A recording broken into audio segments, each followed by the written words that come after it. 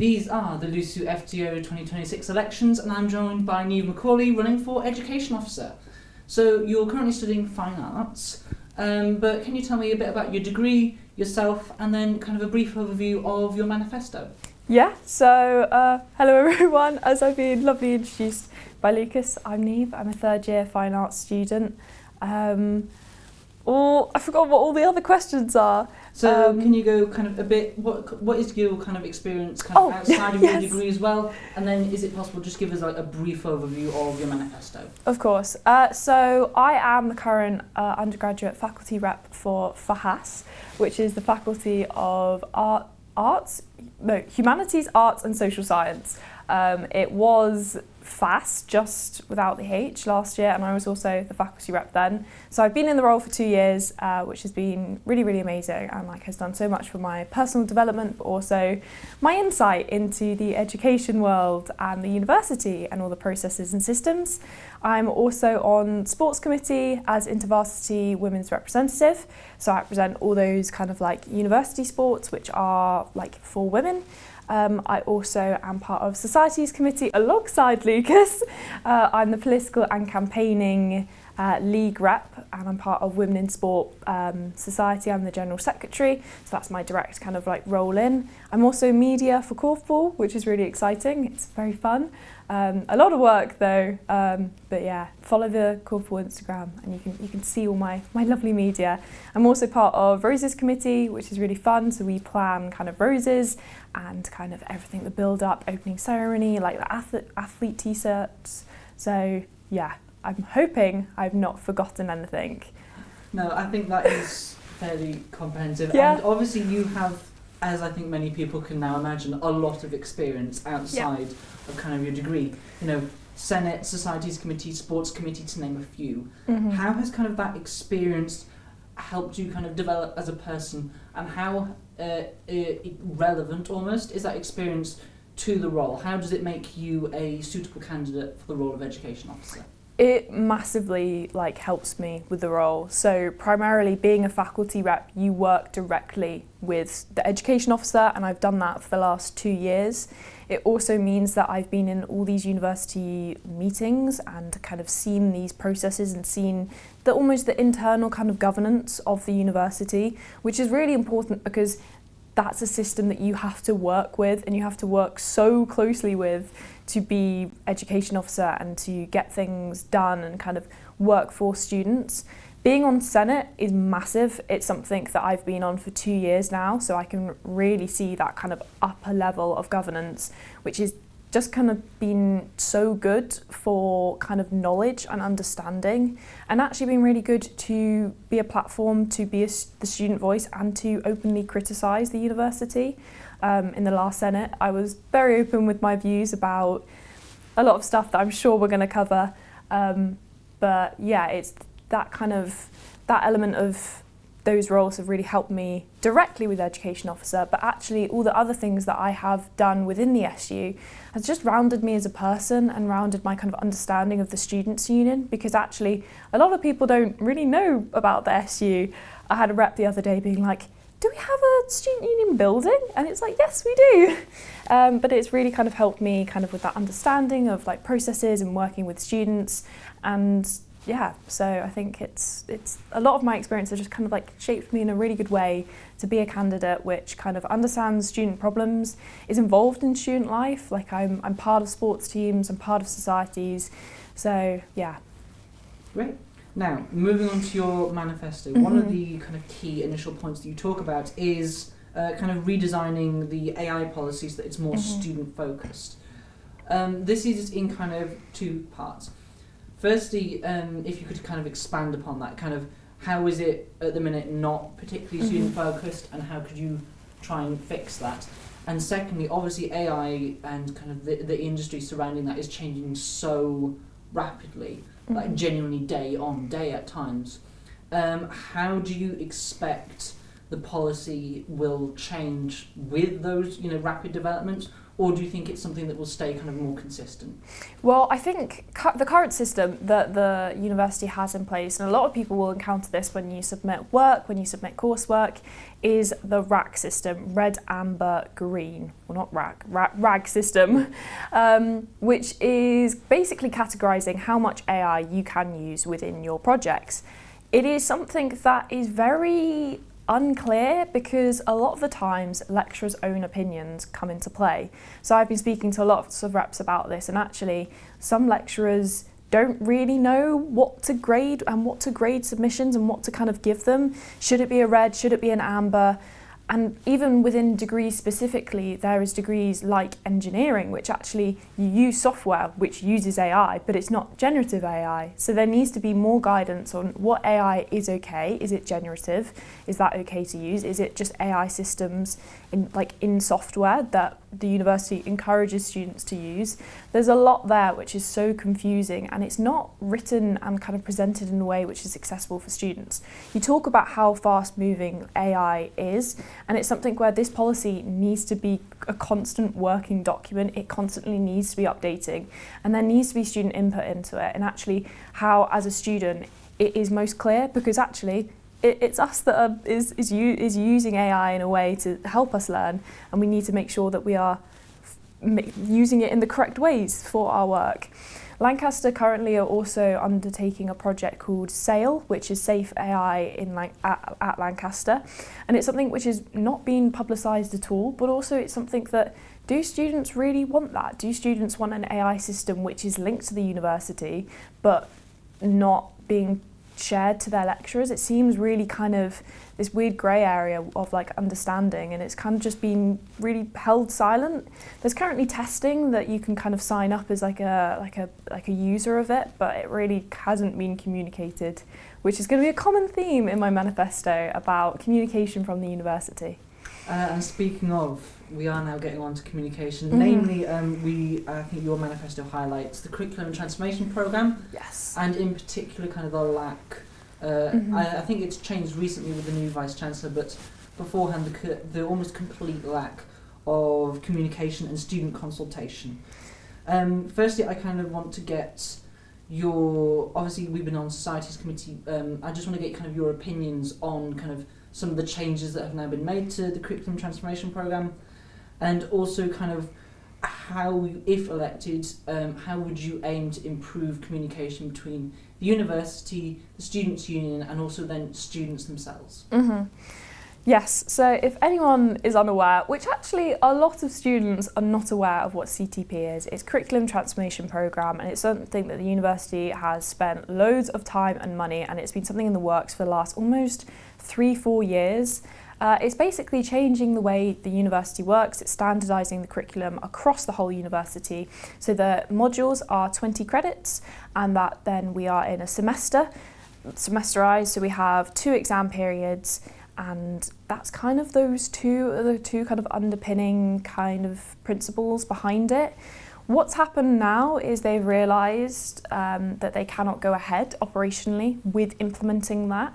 And this kind of poses a really frustrating thing for students and student reps, because we've been telling them for years that it's not going to work and it's not that quick. You can't implement something so quickly in a year.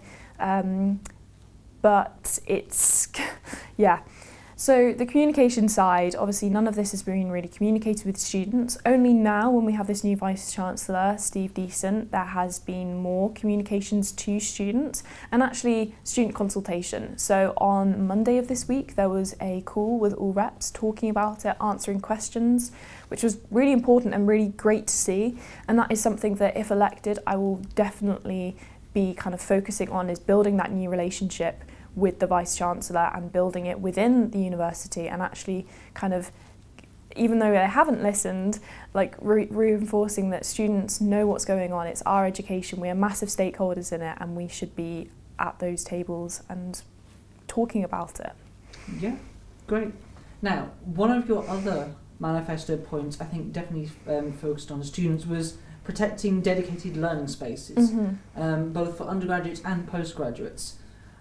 Yet again, this is kind of in 2 parts. Firstly, is there currently are not necessarily a danger to them, but is there a possibility that some of those spaces are at risk of either, just ceasing to exist?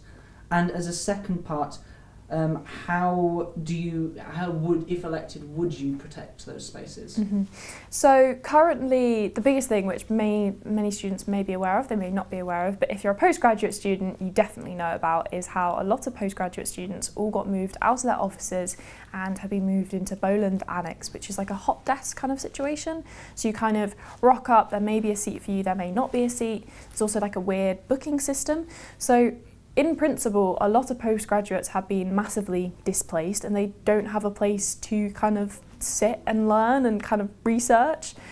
This is something that actually it's come up a lot of times in rep meetings, especially with my department, FAS, that there isn't like a dedicated space for students to kind of exist. So there used to be like a research kind of little place in County South, which was used by lots of linguists, lots of kind of like language students. That is gone. That is being completely like wiped off the face of the earth. The room is like left kind of abandoned, and it's really upsetting because a lot of students exist in those spaces. They talk to different people in their years, they can ask for help, and it kind of helps for just like commuter students too, that actually if you don't live on campus and you don't live in town, it's somewhere that you can go and you can exist and you can study and you can also socialise with your friends. A lot of across the university you have the LEC atrium, which is lovely for LEC students. You have the Sky Lounge for like computing students, and it's something that I really want to kind of like hammer home to the universities. These are spaces that need to be protected. They need to stay here because they're vital for people's experience on campus and learning. So if I was elected, it's maintaining those, but also it's seeing what can we put in place to introduce new places. How can we kind of like designated and ring fence like places on campus which are for students. So yeah, that's kind of the premise behind that. Yeah, great. Now, unfortunately, we are going back to the CTP in a way. One of your other kind of key manifesto points has been kind of maintaining optionality within degrees in as many as possible. How would this kind of work, obviously, with the CTP? As from, I think initially the CTP was kind of aiming to streamline like different departments, streamline module options to kind of improve efficiency. Certainly kind of speaking from kind of my perspective, I study natural sciences and I've been speaking a lot with the biomedical and life sciences department, and they've been merging modules and changing other options around. So how would you kind of try and maintain that optionality given what CTP is trying to change? Yeah, so the main thing with CTP and what it's kind of done is made that the minimum credit that you can be awarded for a module is 20. Before, people could literally have modules that could be like 5 credits, could be 3 credits, and that meant that students could really kind of like pick and decide what they studied. Now it's very much being like put into these kind of massive kind of chunks. With my kind of manifesto pledge, I'm wanting to basically go to the university and say there needs to be better options for their modules. It's something that in FAS I'm already working on. So FAS are implementing a discovery modules, which will be out of your 120 credits. You have to study 20 credits of these modules, which aren't degree-specific teaching. They are kind of these more abstract ideas, which are meant to basically kind of replace dual degrees, which we are losing. Which I'm hoping to bring back and kind of, I'm in conversations currently with members in FAS, but also with Steve about bringing kind of, and they've kind of already agreed to it, that they are going to reinstate some of the kind of dual degrees which they put down, especially in FAS, as there are so many kind of degrees that, their interdisciplinary links between different subjects are massive. So we're really hoping to kind of bring those back. But yeah, making sure that there are modules and choice to choose those discovery modules and choice that they are kind of optional. But across the university and other subjects, it's making sure that students still can pick, and there is even from those 20 credits that there are lots of options that they can do, because at the end of the day, you want to tailor your degree for yourself, you want to tailor it that you achieve best in. If there are certain modules that are only exam based and you're actually a really strong coursework person, then you need to be able to choose to do coursework, because that is what's going to make your education better and more enjoyable. So yeah, that's kind of the premise of that manifesto point, and making sure that there is that optionality. Yeah. And I think one of your other key points, certainly when it comes to education, has been sustainability and trying to ensure kind of an education policy that is sustainable. My kind of question to you is this: is the policy currently unsustainable? Is there any way that it can be improved? But overall, if you just kind of, I'll allow you to expand upon the point a bit more. Yeah, so I ran with this last year as well, and I think it's something that the university has in place. They recognise that there is a climate crisis, and they've recognised that, as a university, we need to take steps towards being sustainable. With writing this in my manifesto, I want to basically tell students that I'm going to be that voice in rooms, and I'm going to make sure when I am, if elected, in meetings, and making sure that I am having that as one of my key principles of how I kind of approach things, that if there is something that the university is wanting to implement, which is actually really unsustainable, and a massive question is this sale, which is using AI. Is AI sustainable? Is it good for the environment? Is Lancaster making sure that it's taking steps in mitigating that, and kind of, what research have they done into that? So having that point in my manifesto is very much showing that that is something that I'm passionate about, that's something I'm wanting to advocate for, I'm wanting to be that voice in those rooms. Yeah, great. And finally, speaking kind of advocacy, your final kind of key manifesto point was about academic reps and making sure that the system itself is strengthened, but also that academic reps are celebrated. So my question to you is this: do you think currently they're undervalued, and how would you strengthen the academic rep system if you're elected? I think reps are so undervalued. I think they are amazing part of the university, but also the Students' Union. They are vital in the education officer's role. If without faculty reps, without department reps, without kind of base level degree reps, then it's really hard for this role to work. And I want to acknowledge them, I want to celebrate them, but also want to, like, as you say, strengthen them. It's something which is, I've been an academic rep, it's a very lonely kind of thing when you keep getting met with pushback from, let's say, a lecturer that isn't listening to your feedback. It's really, really hard. We have faculty forums currently, but I really want to make sure those are spaces where reps can kind of just talk with each other, socialise. There can be that networking element instead of me just standing at the front and lecturing. Obviously there's a really important kind of message there with communication and making sure that reps are informed by the education officer, but I also think that they need to kind of have that kind of time and that kind of space to exist as reps, because in a lot of your day-to-day life you don't exist as a rep in your degree, you're a student on your degree as well.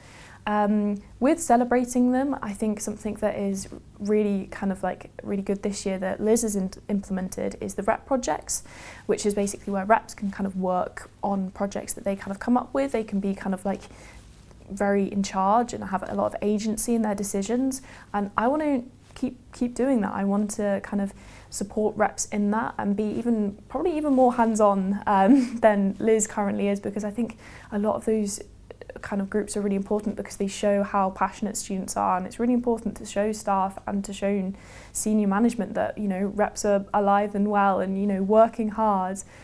So yeah, I'd really like to kind of celebrate them and give a big spotlight on them. Great. Now, finally, is there anything else either about your manifesto or your candidacy that you'd kind of like to highlight or kind of drive home? I think what kind of makes me stand out is my experience. I've got a lot of experience. I understand CTP. It's something I've been working with for 2 years, and all my manifesto points are all so student focused. They're about making student life easier, and it's about working with the university. I'm not drastically going against them, in some cases maybe a little bit, but it's really about working with the university and working with what's best and trying to implement what's best for students. So that's kind of I hope that people take away is actually, these are really informed manifesto points. This is a really well experienced person, and I know I can deliver on them. So yeah. Well, thank you ever so much for your time, and thank you for agreeing to the interview. No, thank you very much, Lucas.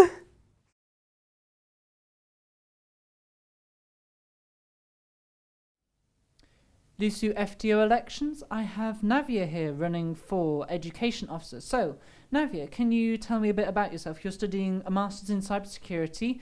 So yeah, you can tell us a bit about, your degree, things you do outside of your degree, and your manifesto as well, just a brief overview of it. Okay. Hi, I'm Navyah. So I'm doing Master's in Cybersecurity. I'm a Senate member, a PGTFST representative, my course representative, and a Vice President for LU Femtech. So why I'm applying for this thing is because I think I have been in the highest level of where decisions are made and how things work. I've seen how the student voice is working. So I just need to improve and make students feel more listened at their highest level. Great. Now, you've mentioned, obviously, you've been at the Senate, you are a PGT representative, and you've done so much. How does this experience, how has it shaped you as a person, and how do you think this experience you've had, has it made you suitable for the role of Education Officer?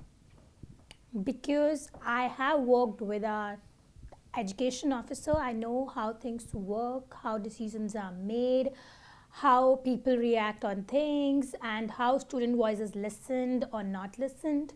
I've been seeing people growing and how it has affected me. I have gained more confidence by sitting there, knowing things, by speaking and fighting for the students, their voice, and I think that's how it has shaped me well for this role. Yeah, great.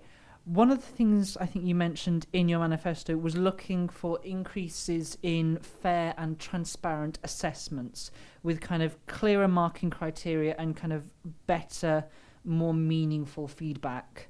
One thing I kind of want to ask is how will this look and kind of how will this be implemented alongside the curriculum transformation program?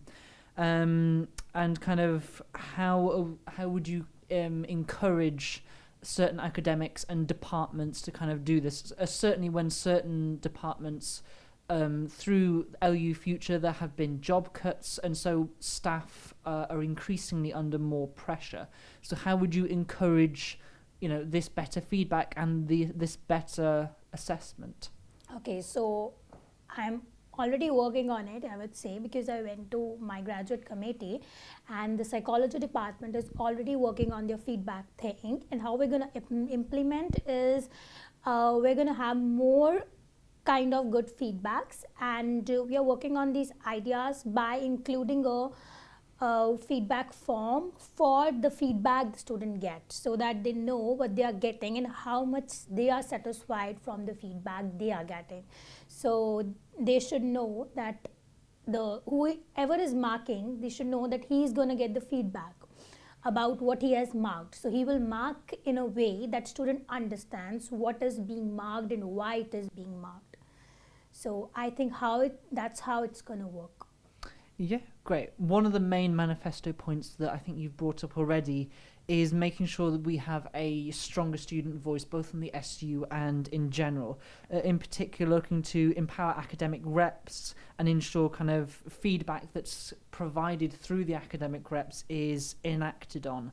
Have you got any particular kind of ideas or methods or anything you would want to do to improve the academic rep system and kind of the feedback system that is related to that? Yeah, so for the PGT specifically, I have seen undergrad is much involved in PGT rather than. So for the PGT, I'm planning to have some informal meetings with who is the heading of all these reps, so that we get to know insights, what's happening, whether they are getting feedbacks or whether they are not getting feedbacks. So some kind of informal meetings, and the PGT is too much busy in their masters as I am. So I would like to make it more short, and rather than having a 2 hours faculty form, I would make short for them, having a Teams meeting so that they can join it from anywhere, having some kind of interactive activities which they enjoy, as well as we get to know the insights of the departments.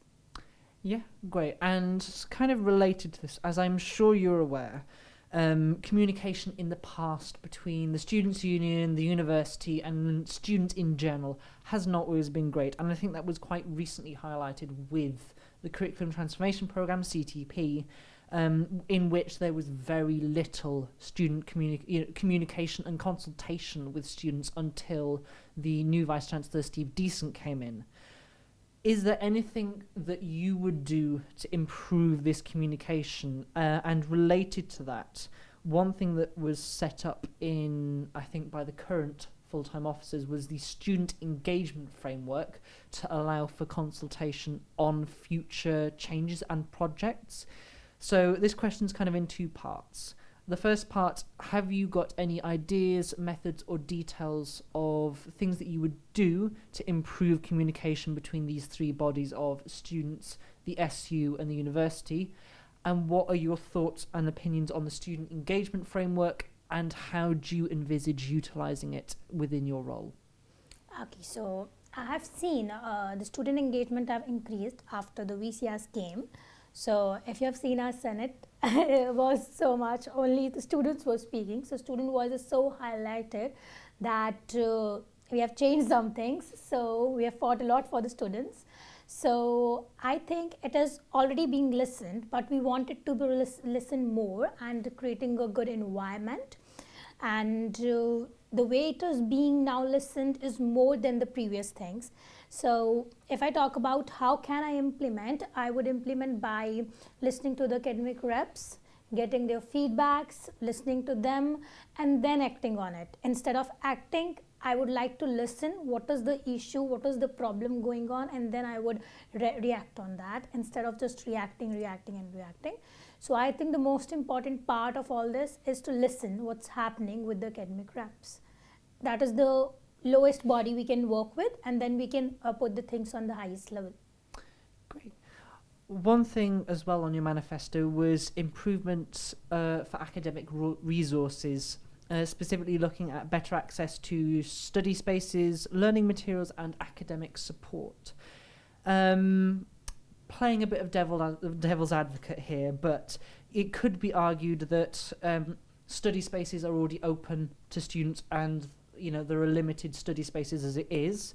That there are a lot of resources both in the library and kind of online available, and that there is already support through things like office hours, emailing the professors, ILSPs, extenuating circumstances forms. With this kind of in mind, what kind of are your ideas and methods to kind of improve academic resources beyond what's already here? What kind of new ideas do you want to bring to the table? Resources are there, I know, but are students utilizing them? Are they using them? That's the question that comes every time. So are they aware what's happening? Are they using all the resources? Are they know that we can change this if we don't like this? So that's where the change came. So about utilizing all these things is the main point, and adding things to it is important by engaging students, by having some kind of good engaging events, I would say. And if they say about the departments and all, then it should be like more encouraged in the academic reps, having some kind of I would say informal events after their modules, or I would say after their some break or something, so that there is more engagement. And if we talk about staff and the engagement, yeah, there is engagement in almost all the departments, but how it's working, that you need to see. So that's where the change came, whether they are utilizing, whether they are getting the good communication or not. Great. Now, one of the things as well, I think you can probably fill in where I inevitably go wrong. So one of your main manifesto points as well was looking at postgrad support and support for careers, specifically advocating for PGT students and strengthening kind of preparation and preparing students for careers and their future. What will this kind of look like? Will this be a case of more online resources or better access to resources? Will it be kind of advertising of internship opportunities through ERS and the career support system? How do you kind of envisage that going? Yeah, for this I have seen why we are doing masters is the reason to get something after the masters. So I would like to engage with the having some kind of internships, good internships, I would say internship roles in the university, outside the university, but maybe more using of resources. Like there's a career sport, but most of the students are not using it sometimes. So I want them to use that, at least it is being utilized. Having more CV checks and not waiting for long to have a good, having a more, I would say, a fast process instead of having a slow one. So I would like to improve that thing so that we get more sport, whether it is PGT or UG, it doesn't matter, but the sport we are getting is kind of, I would say, a little delayed. I would like to have it a more fast process and more opportunities which are seen. We need to go and find the opportunities. Some opportunities I want that are already seen and we apply for that, something like that.